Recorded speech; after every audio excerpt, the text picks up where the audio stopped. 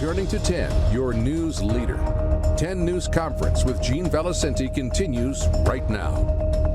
Who's committed a violent crime, an assault, a robbery, whatever it is, that is their target. I cannot think of one person who would say, yes, we should allow violent criminals to remain in this country. We'll be talking about immigration and other things. Joining me in studio is Republican leadership in the House and the Senate. General Assembly, Senate Minority Leader Jessica De La Cruz is with us, also House Minority Leader Mike Chippendale. Welcome in. Thanks for having us. You know, just a couple of housekeeping before we begin. Boston Globe said you might be looking to leave the legislature and go work for the Trump administration. True or false? Oh, well, Gene, it would be very difficult to say no, to the president should he ask me to serve in an administration. But it would be very hard to leave the Senate. I love what I do. And when I was thinking about running for Congress at one point, my constituents were like, please don't leave, you got to stay, you're doing a great job. So but it would be hard to say no to the president. Where? There's an opening at Small Business Administration. I don't know if you heard about that. People have asked me about that. Maybe a deputy ambassador to some. What are you looking for? Tell me. People have asked me, and I've said, yeah, I'd love to be ambassador to Portugal. Okay. Unfortunately, the job has been taken. So if I could get that individual fired, that would be awesome. But no, in all seriousness, I don't want a small business administration position. Okay. People have asked me if I was going to take Sandra Cano's position. I don't want it. I love what I do at the Senate. If for me to leave Rhode Island, to leave the Senate, it would have to be a substantial role. Okay, but if the phone call comes, if the knock on the door comes, you'd be open to hearing it. How could I not? Okay. All right, fair enough. How about you, Rep. Chippendale? You going to stay the ambassador from Foster, or you're looking for bigger things? I am enjoying my time as the minority leader in the House. Yep. I have a great group of reps in there with me now, including our new members from this last election. And we've single-handedly increased the horsepower and IQ of the House of Representatives, and I look forward to good things coming out of my group. Right. You're the senior man now for your party and leadership, I believe. Yeah. Right. So are you going to be the emissary from blue Rhode Island to the red White House? He loves personal relationships. Sure. Are you going to be getting his ear and say, got to help us with this, got to help us with that? Look, I gap bridges in the House all the time between the progressive Democrats, the institutional Democrats, the Republicans. I'm a bridge builder. My style stands on its own 2 feet, and the past 2 years of my leadership demonstrated that. If an emissary or what have you is needed, and I found myself in a position to help, I'm always going to do something to help my state. Yeah. Do you think we're in peril? Do you think Donald Trump's, once we're on his radar, is he going to go after us and hold up the bridge funding and make our lives miserable because we're so deeply blue here? What do you think, Senator? Well, I'm not making any announcements, but I think that Rhode Islanders should look at electing a Republican to our congressional delegation. Okay. When you have, I get that Rhode Island is navy blue. It's a deep blue state. It's hard to get Republicans elected, but pragmatically speaking, would it be good for Rhode Island to have at least one Republican at the Capitol to advocate for Rhode Island? I think we need to start thinking about that, and we need some good candidates, especially for CD2. Yeah. Have you got a candidate for governor? You hearing anything? Because I've got at least 3 Democrats, Helena Foulkes, maybe Joe Shekarchi, maybe Governor McKee. He hasn't made the announcement yet, but that's at least 3. I count. Anybody on your side? Sincerely, I'm focused on the legislative session. That's party politics, and right now, at this time of the year, we don't really stick our noses in party politics because we're legislating. I don't know of anyone. Have you heard any names out there? I haven't heard any. I haven't heard anyone seriously. Maybe Ashley Kalis is going to come back, take another bite at the apple. Yeah. I don't know who. You don't know? No. All right. Well, listen, let's talk about practical things. The budget that you do know about, Sure. and that's on your plate. We have a $250 million hole to plug. The governor says, let's go after Airbnb, cigarettes, and owners of electric cars. Make them pay a $150 fee. I own electric cars. Yeah. I've been talking about that on the radio. What do you think? Can you go along with any of that? Well, I'm never a fan of tax increases. And, RIPEC, in their report, essentially stated that we don't have a revenue problem, we have a spending problem. Republicans have been saying that for years. So I think we need to look at every department where they can make cuts. And I'm not saying that every department needs to cut or should cut, because not every department is created equal. And so we need to focus on that, but then also, I think, Inspector General, root out waste, fraud, and abuse. I think there are things that we can do. As far as electric vehicles, I think they're great, but... Do you have one? No, I don't. Okay.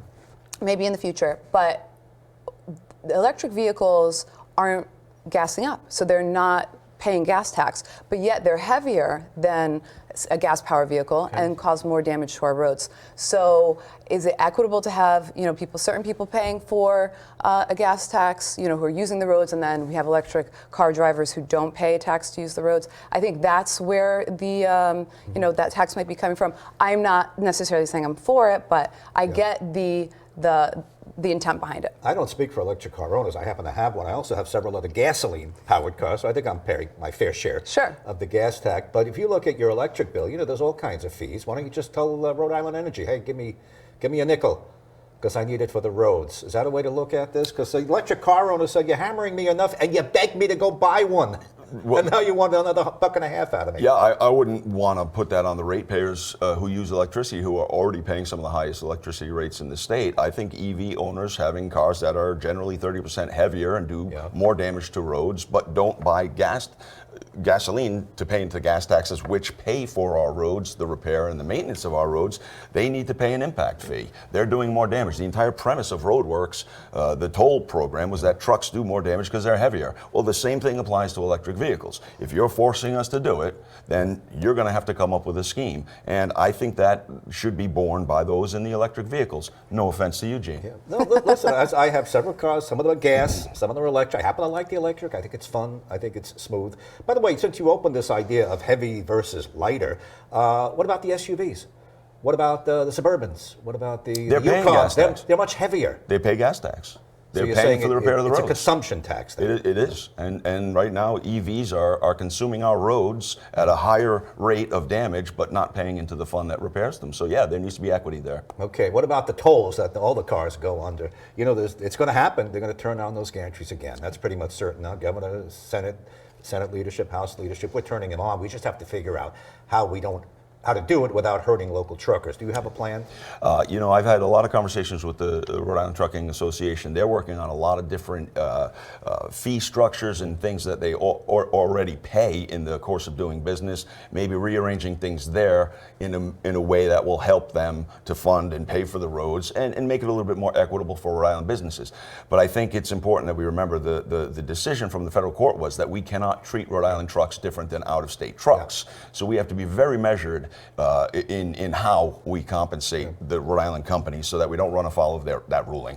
I think it's clear they will turn the tolls back on. We already got the $300 million in Garvey bonds that we no longer have revenue to pay for them. We need that revenue. Right, that's we can borrow against any future revenue coming in if we don't get the funding. It's a complicated issue, but I follow you. It's easy to understand the tolls. They're going to be turned back on. We can't treat Rhode Island truckers more favorably than an out-of-state trucker. Do you have an idea how to do it? How to come up with this formula, how they should do it? Oh gosh, I would have to look at the formula, but what it really comes down to is that cost is going to be passed on to the consumer. Right. It's just going to make things more expensive for Rhode Islanders because we know that they're not going to absorb that. They're going to pass it on to the consumer. And it's another tax. A toll is a tax, a fee is a tax. Call it what you want, but it's just another tax. Okay. I take it you don't have an electric car. I meant to ask you that. Oh, no. Okay. You can have my internal combustion engine when you pry it from my cold dead hands. All right. Oh, Charlton Heston here. Okay, very good. All right, coming up next on 10 News Conference, we'll continue our conversation. We'll get to the bridge and the bridges. That's the data hike and a whole host of other issues of importance to you. We're back with the Republican leadership in the House and Senate, Representative Chippendale, Senator De La Cruz. All right, let's do a kind of a lightning round. There's so much to cover.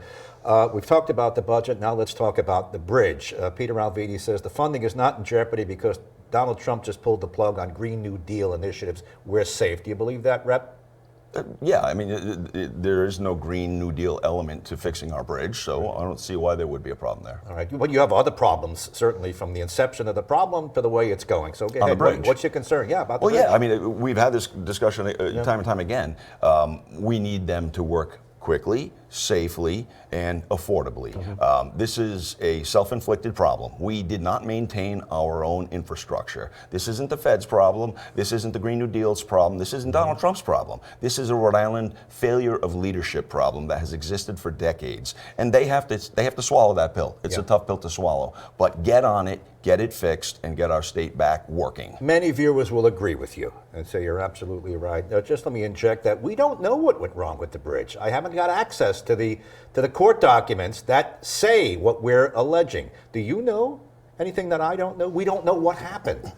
We may not know what happened, but we know that it was an unusual design for a bridge.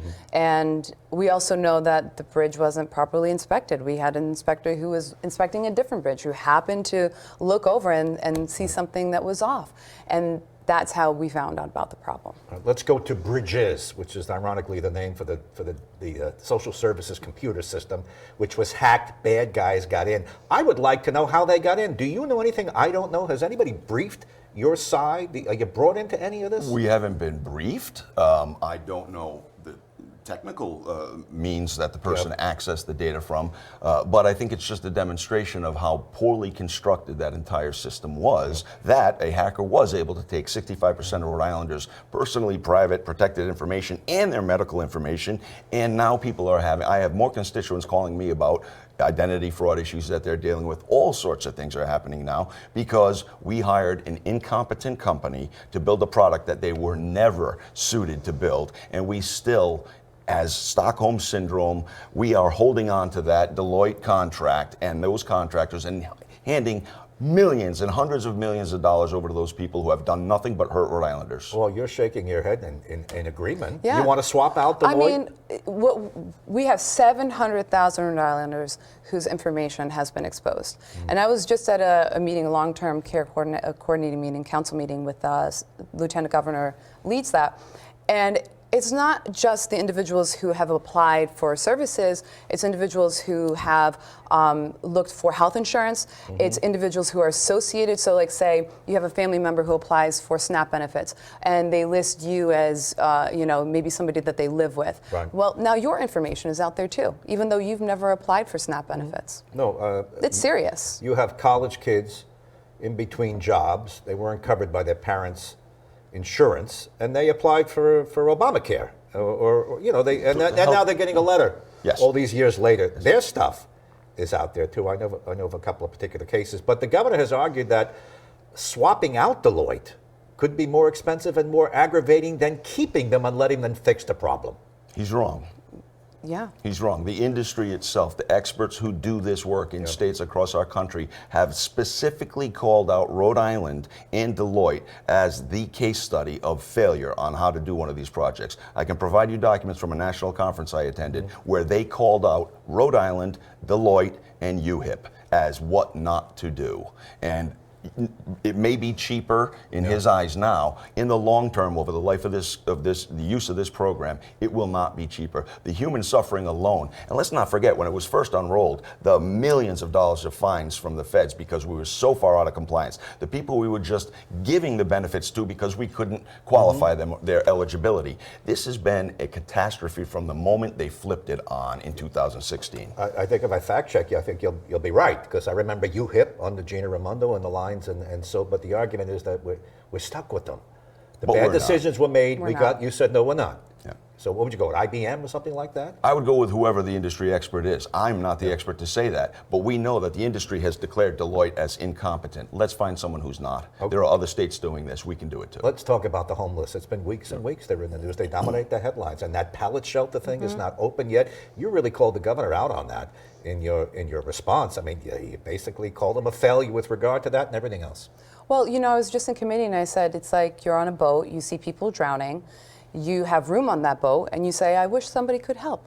Like, we have empty pallet shelters for individuals to occupy, and yet we're unable to get them in there.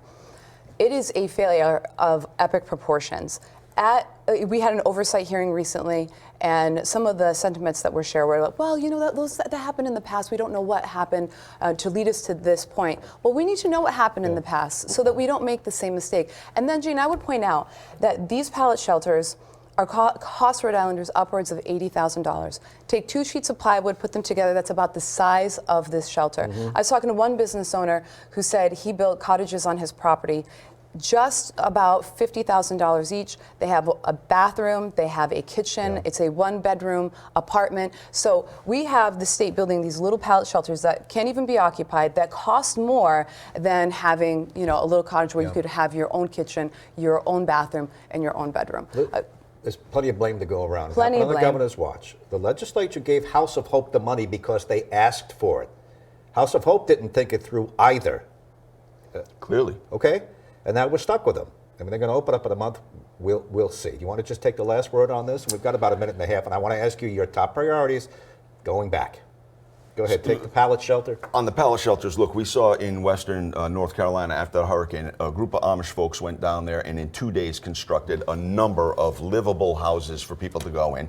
Because why? They didn't have the regulatory BS that we have to deal with in Rhode Island. When our own state cannot build things because our regulations are too prohibitive, that's a huge problem. Let's look at that. That's where our housing issue come from. That's where our homelessness issues are coming from. Would you demand an audit of all the agencies that help the Absolutely. homeless? Hundreds of millions of dollars Absolutely. over time. Would you jointly demand an audit of that? Absolutely. Yeah. I mean, we've been calling for an inspector general for years, and this is why. These are the things that will be addressed by an independent office of inspector general. They don't care what party you're from. They don't care if you're in the majority or the minority. They're going to look at things. They're going to audit, and they're going to do the right thing when it comes down to it. How does government spend so much money on this little shed with no kitchen, no bathroom, and then you have a private business owner who can build a one-bedroom cottage? I'd like to know, where is the waste happening in government? If the private sector can do it better, maybe we should be looking at the private sector to do it. All right, I've got to hold it there, but thanks both of you for coming on. I'll have you on the radio. We'll continue the conversation. We're just getting started over here. Rep. Chippendale, Minority Leader in the House, and Senator Jessica Dela Cruz, Minority Leader in the Senate. Thanks for coming on 10 News Thanks, Conference. Gene.